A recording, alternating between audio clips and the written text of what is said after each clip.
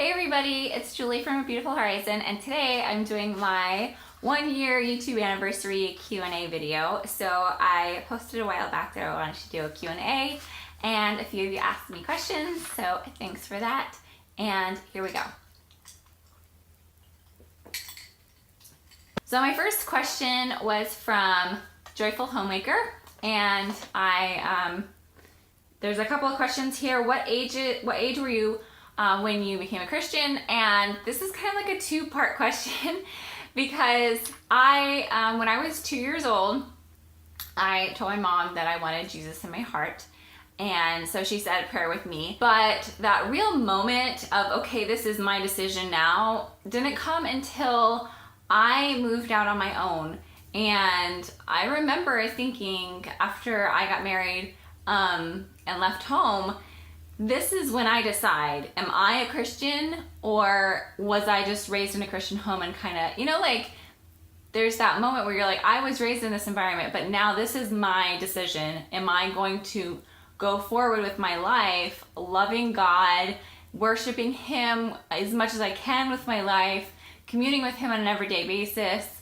That was my decision point. So I would say that moment, came when I was 17 and I left home and I decided that I wanted to have a relationship with Jesus Christ, and I wanted to, kind of continue that in my own life. So that's kind of where I would say I was saved when I was 2 and lived, the Christian lifestyle, but I really decided that God, that I wanted a relationship, an everyday relationship with Jesus at that point.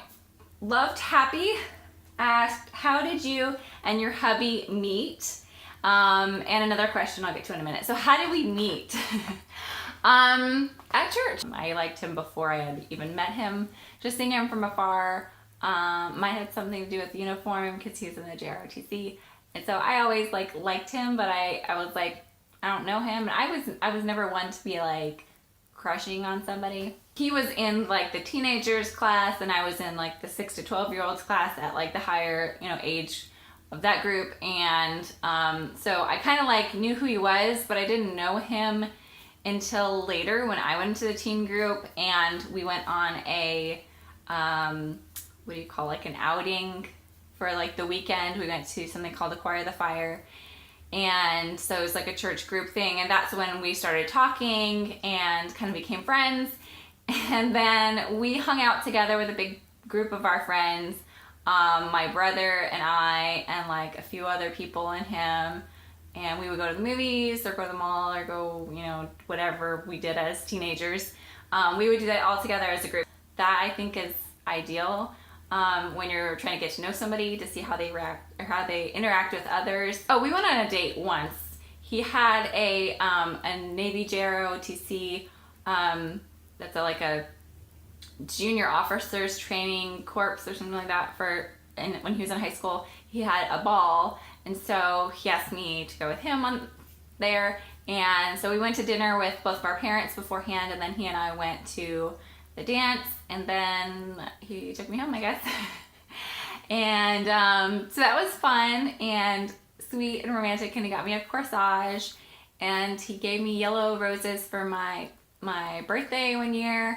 Then he decided that he wanted to join the military as he was graduating high school, and he came to me one day and he's like, so what do you think about me going into the Army?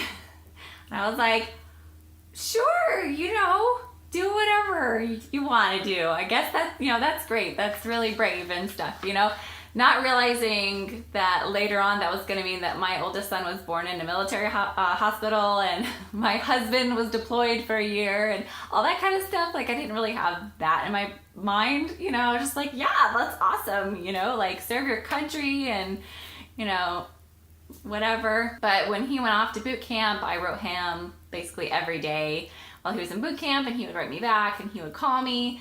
And then when he graduated, I went up actually with my sisters and my mom. We all went up for his graduation. And then when he graduated his advanced training, I went up with his mom and stepdad and his brother. He gave me a promise ring. It was actually on my dad's birthday, which I don't think he knew. That was in December of 2005 for New Year's. He asked me to marry him. We went to Orlando in Florida. We went like camping and everything because our families like totally hung out together. We went to the same church, so we were always like hanging out. And while we were there, we were walking around and everything. We were walking around the park all day. We went to the Islands of Adventure and Universal Studios.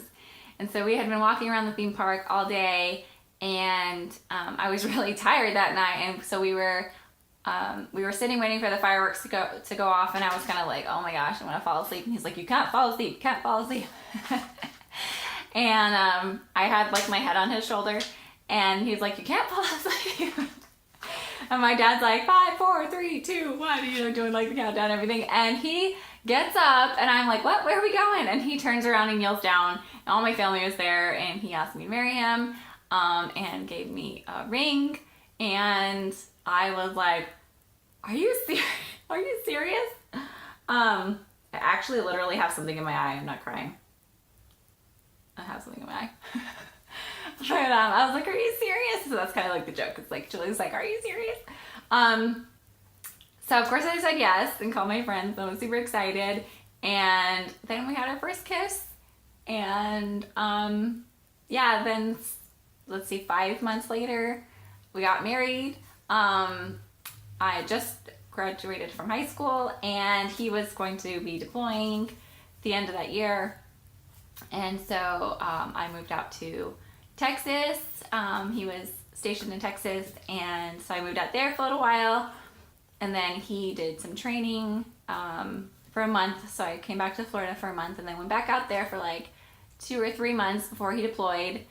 And yeah, the rest was history. Like we've lived in a couple different places. We have 3 kids now. We've been married for 10 years. I am glad that I waited for my husband, because I just feel like he has been a real blessing in my life. And I'm just really thankful that my parents were very involved, and that that things worked out like they did. And I know that getting married at 17, like my parents literally had to sign a paper saying that it was okay. And my dad wasn't really okay with that at first, until my husband's like, look, I'm deploying and I want to marry her before I go off to war, and know that if something happens to me that she's taken care of and everything. And so my dad was like, you know, that's really respectable of you or whatever. And so yeah, but I know it could have gone. Hey, getting married that young is intense, I guess. So if you're watching this and you're really young and you're like, oh yeah, I'm gonna go get married because it worked out for her, like, make sure that the people in your life that you respect are supporting you, because it could go the wrong way. You know, it's very young. So thank God, like, my husband is wonderful and I love him so much, and here we are 10 years later, and I'm just so glad that we're married, and I love him. But yeah, I mean, I had just graduated high school, and then I was getting married, so it's pretty intense. I remember going to the pool when I was in Texas, and there was a sign on the door. It said 16 or younger has to have an adult accompany them to the pool. And I was like, well, I can come to the pool by myself because I'm 17 and married and halfway across the country from my parents. So anyways, that was a long-winded answer, but that's how we met. That's our story, and I'm really thankful for my husband. So Left Happy asked a second question, and her question was, what is the most challenging aspect of motherhood to you? And I think this kind of goes along with a question I got on Facebook about self-care, making time for your marital partner and yourself to keep your sanity and your gratitude level high. I think it all kind of goes together, because that to me is the most challenging part of motherhood, is just that you're giving to another person or people so much that it is easy to completely lose yourself in it and just feel like, oh my goodness, this is like a lot of work and it's hard, and you kind of forget to do things for yourself sometimes, or you get so focused on the kids that you kind of put your marriage on the back burner. And there are periods of time where you don't have a choice. Like, that's just how it is. When you have a newborn and you're not getting sleep, like, the last thing you want to do is do your makeup or like do your nails or make yourself, you know, like something fancy to eat to make you, you know, like you're not thinking that way. You're just in survival mode. And, you know, thank God if you have an understanding marital partner, because it can be like a really draining time. But later on, like after, you know, the newborn time has come and gone, I actually made a video about 5 ways to enjoy motherhood, 5 ways to, what's the other one called? Anyway, I'll leave them both, I'll link them both. But they basically talk about this, where sometimes it's hard, but I think some of the things that have helped me are to have an outlet for creativity. For me, it's YouTube. For you, it might be drawing or knitting or, like I said, fixing cars. I think I said in the video, because I mean, it can be anything. It's, you know, whatever you like doing, spend some time doing that sometimes and make that a priority for yourself. For me, sometimes I just like cooking pretty food and taking pictures and posting them on Instagram. That's one of the ways that I care for myself, is to make food with color. That makes me, you know, just be happy when I have colorful food to eat. So that's one way that I like to take care of myself. As far as my husband, he's really chill.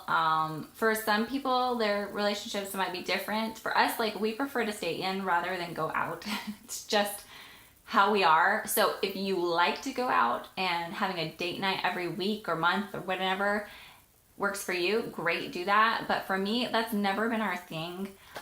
We prefer to put the kids to bed and then watch a movie, you know, after they're asleep. And that's like our date night, and that's what we like doing. That's what like feeds our relationship. So that's what we do. It's not like scheduled. It's just like every once in a while when you feel a little distant, just taking that time to be like, hey, you want to watch a movie tonight or whatever? And then you wind up, you know, talking before or after the movie or during the movie or whatever, and just connecting, seeing how each other's doing. And it's like everyday little moments too. I don't think it's like one big thing you have to do once a week. I think you can just have like, you know, kiss him goodbye if he's walking out the door, or you're walking out the door, kiss him goodbye, or, you know, like text each other something, hey, I love you, for no reason, you know, like just the little things I think add up over time, just to stay connected, and not take each other for granted. And just speaking of taking each other for granted, like say thank you for any little thing that they do. That can mean a lot. So, I mean, it could seem like, oh, well, they have to do that. That's part of their chores or whatever. Thanks for taking out the trash, or thanks for mowing the lawn, or thanks for whatever, you know, whatever they're doing, cooking or cleaning or whatever. I think just having an attitude of appreciation really goes a long way in sustaining a marriage. And I know it does for me. If somebody, you know, if I do something and he says thank you, or we say something we shouldn't have said and then saying sorry and being the first one to say sorry, that's okay. I think that really helps. So, yeah. So take care of yourself and be okay with taking a little moment to do your makeup sometimes, or to do your nails, or play a game, or whatever you like to do, you know, just keeping a little bit of that in your life.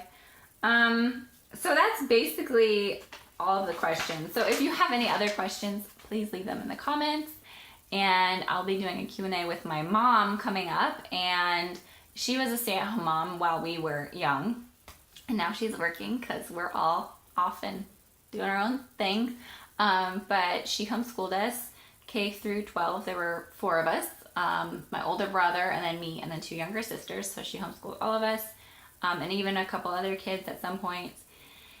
And I just know she has imparted a lot into my life. So if you have any questions for somebody like that who has kind of beaten a path before us, let me know in the comments. And thanks for watching. And I will see you in my next video. Bye!